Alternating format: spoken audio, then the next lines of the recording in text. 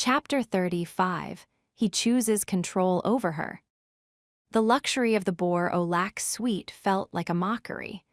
I stood in the center of the darkened living room, the only light coming from the flickering wall of monitors I'd had Marcus install. Outside, the Swiss night was silent, but inside these screens, a digital war was raging. I looked at the charred platinum band on the coffee table. It was a piece of wreckage, just like my life. Maya was in the other room, sedated by the clinic's doctors. She had survived the explosion, the kidnapping, and the neural scan, but the toll was visible in the way she breathed, shallow, pained, and fitful. Every time I looked at the bruises on her temples where Caleb had attached those electrodes, a cold, oily rage slid through my veins. I had failed. I had promised her freedom, and I had delivered her into a tomb. I had promised her a partnership, and I had nearly watched her brain be turned into a circuit board.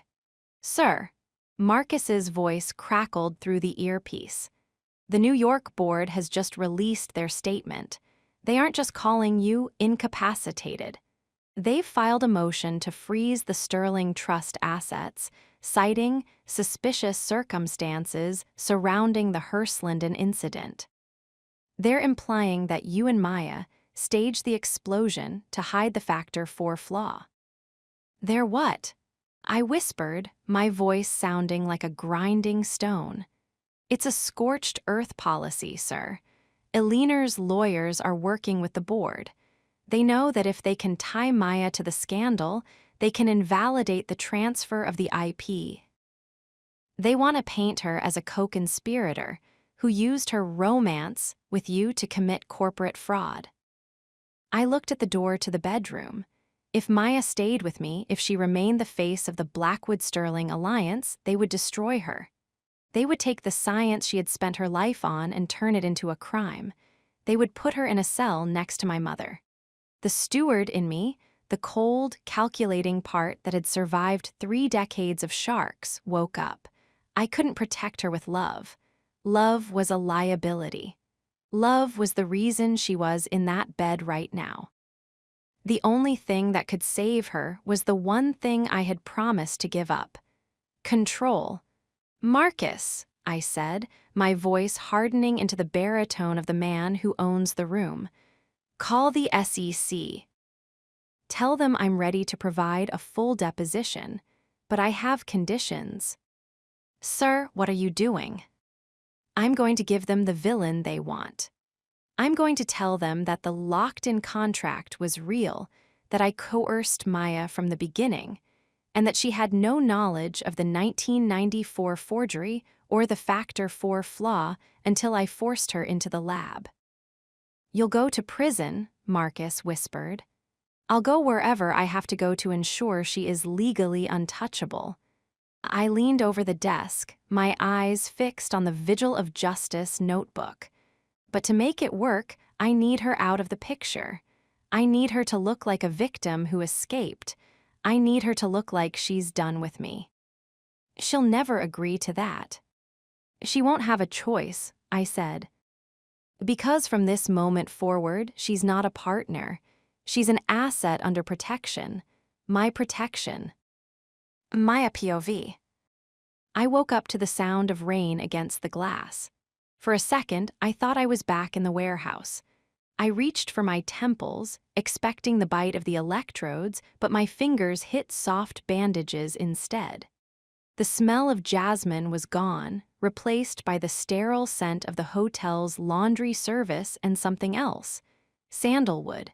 I turned my head. Alexander was sitting in the armchair by the bed. He wasn't wearing the sweater from the warehouse. He was back in a suit, a 3-piece navy wool that looked like armor. His hair was perfectly groomed, his jaw clean-shaven. He was staring at a tablet, his face a mask of cold, unreadable stone. "Alexander," I rasped. He looked up. For a fleeting second, I saw the man who had held me in the snow. I saw the fear and the love. But then, as if a shutter had been closed, the light vanished. He became the CEO again. "You're awake," he said. His voice was level, devoid of the warmth I had grown used to. "What happened?" "My father." "Your father is safe. He's been moved to a high-security facility in the Alps. No one knows the location but me and Marcus." "The Alps? Why, he was fine at the Herslinden." "The Herslinden is a crime scene, Maya," Alexander said, standing up. He walked to the window, his back to me. "And you are the primary witness. The board in New York is trying to indict you for fraud.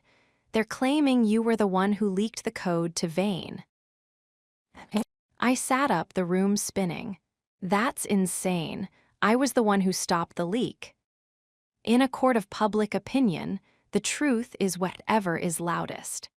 And right now, the loudest story is that a desperate scientist seduced a billionaire to reclaim a company that didn't belong to her. I felt a chill that had nothing to do with the temperature. "What are you saying, Alexander?" He turned to face me. He didn't come to the bed. He stayed across the room, the distance between us feeling like a canyon. "I'm saying that the partnership is over, for your safety." "Over?" I laughed, a jagged, hysterical sound. "We just crossed the line. We're engaged. You gave me the company." "The company is currently a liability," he said, tapping the tablet. "I've already filed the paperwork to place the Sterling Trust in a blind escrow. You will have no access to the funds or the decision-making process for the next 12 months. "You did what?" I threw back the duvet and stood up.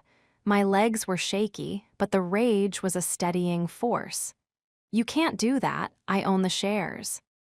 "I'm your power of attorney, Maya. You signed the documents when we were in the Hamptons. To protect the legacy, remember." I stared at him, my heart hammering against my ribs. "You're using my own signature against me. Again."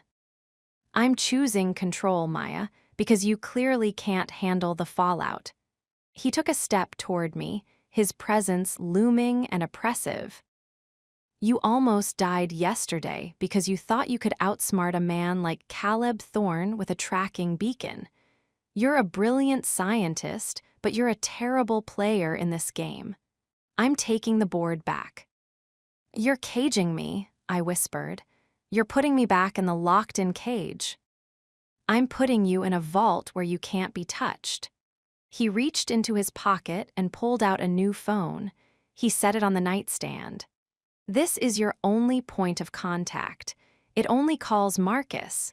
You are being moved to a private villa in Lake Como this afternoon. You will stay there until the legal trials in New York are finalized."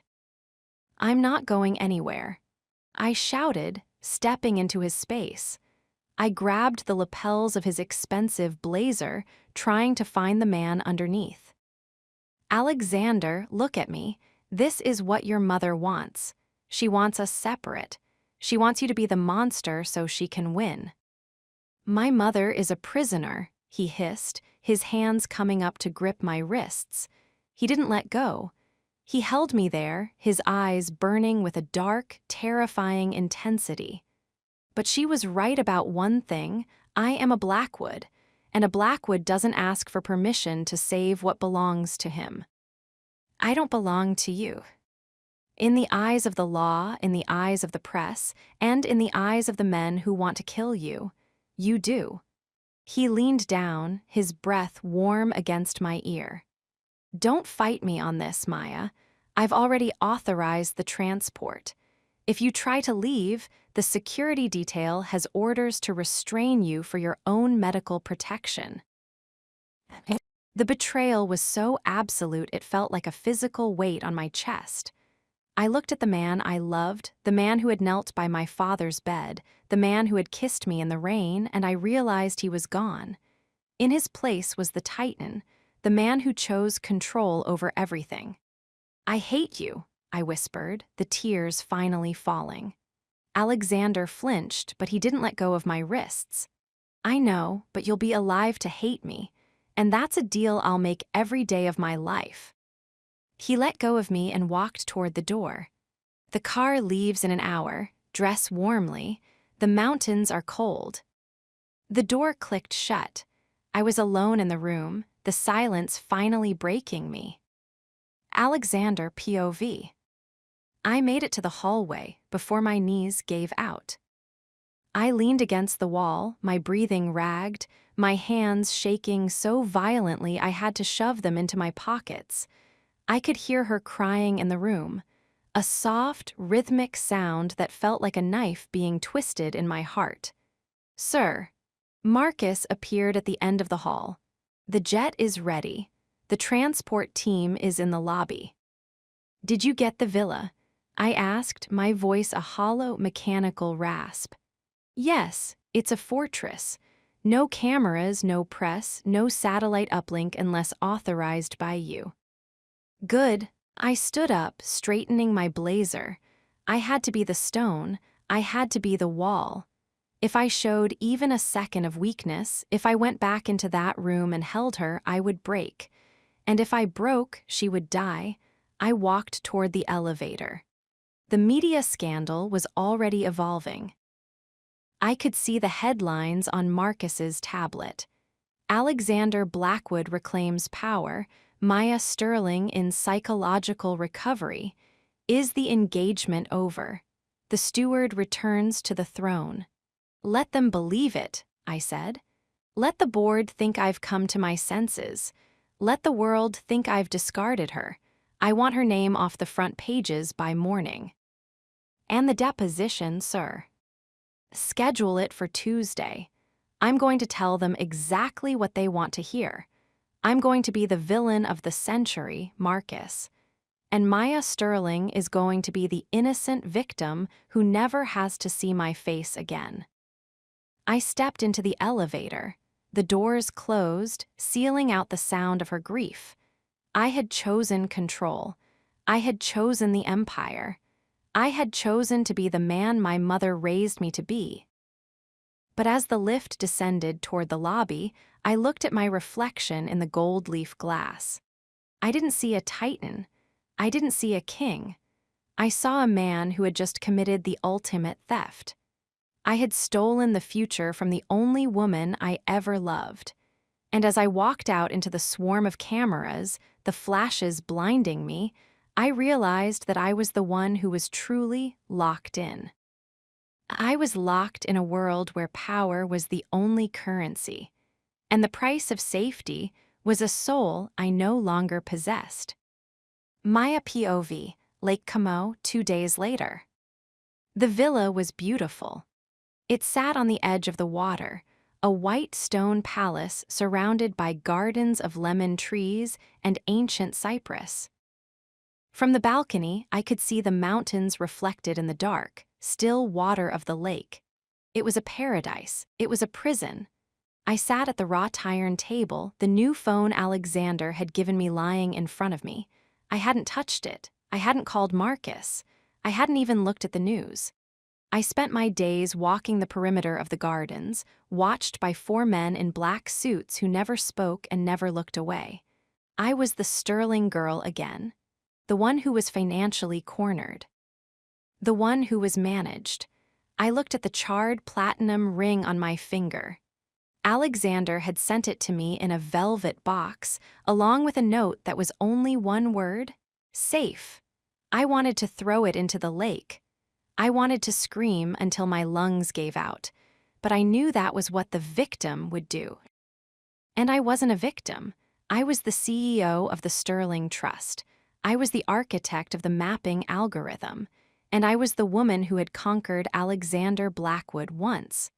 I stood up and walked to the edge of the balcony.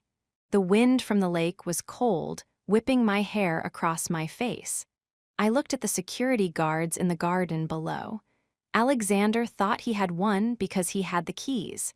He thought he had saved me because he had locked the door. He forgot that I was the one who wrote the code. And I knew exactly how to find the back door in his fortress. I picked up the phone. I didn't call Marcus. I dialed a number I had memorized years ago, a private line for a man who didn't care about Blackwood money or corporate ethics. "Leo," I said when the voice answered. "Maya, where are you?" "The world is looking for you." "I'm in a cage, Leo, but I'm about to break it. I need you to find Julian Vane, not the man in the headlines, the man in the shadows. Tell him I have the Factor 4 synchronization key, and tell him I'm ready to trade." "Maya, that's suicide," Leo whispered. "No," I said, my eyes fixed on the mountains. "That's a partnership. Alexander wants to play God. Fine, I'll show him what happens when his angels start falling." I hung up the phone and looked at the lake. The fallout was over. The fire was out. The war was just beginning. And this time, I wasn't the one who was locked in. Alexander Blackwood was. Alexander POV, New York midnight. I sat in the dark living room of the penthouse, the city of Manhattan spread out below me like a carpet of glass. I had given the deposition. I had told the lies. The board was back in line. The stock was rebounding. My mother was being moved to a minimum security facility in Connecticut. I had saved the empire. I had saved Maya. But as I looked at the Vigil of Justice notebook, I realized that the scales were no longer balanced. They were shattered. My phone buzzed on the table. A message from the Camo security team. "Miss Sterling is in the garden. She has requested a bottle of wine and a book. No unusual activity." I let out a breath I felt like I'd been holding for 48 hours. She was safe. She was resting. She was far away from the fire. But as I closed my eyes, I saw her face in the hotel suite. "I hate you," she had whispered. The words were a permanent scar on my soul. I had chosen control over her. I had chosen the room over the woman. And as I sat in the silence of the tower, I realized that I had finally achieved the Blackwood goal. I owned everything, and I had never been more alone in my life. I picked up the phone and dialed the villa. I didn't want to talk to the guards. I wanted to hear her breath. I wanted to know if the Jasmine was still there. The line rang and rang and rang. Then a voice answered, but it wasn't Maya. "She's gone, Alexander," Leo Mercer said, his voice a chill in my ear. "And this time, even you don't have enough money to buy her back." The phone slipped from my hand, hitting the marble floor with a sickening crack. The room was mine. The empire was safe. And Maya Sterling was gone. The fallout had reached the heart of the tower. And as I stood by the window, watching the sun rise over the city I ruled, I realized the final consequence of my choice. I had won the war. And I had lost the only thing worth fighting for. The boat was small, cutting through the dark water of the lake with a silent, electric engine. I sat in the back, wrapped in a black cloak. Beside me, a man I didn't know, one of Vane's ghosts, was steering us toward the shore. I looked back at the villa. It was a white speck against the dark mountains. A beautiful, expensive prison. I reached into my pocket and pulled out the charred platinum ring. I looked at it for a long time, the moonlight catching the blackened metal. Then I let it go. I watched it sink into the depths of Lake Camo, a promise discarded in the cold. I wasn't the Sterling girl anymore. I wasn't the senior advisor. I was the woman who had finally broken the cage. And as the boat hit the shore and the shadows of the forest swallowed me, I realized the truth. Alexander Blackwood wanted control. Well, he could have it. He could have the tower, the name, and the silence, but he would never have me again. The line wasn't just crossed, it was burned, and the fire was just getting started. Next chapter, chapter 36, she breaks.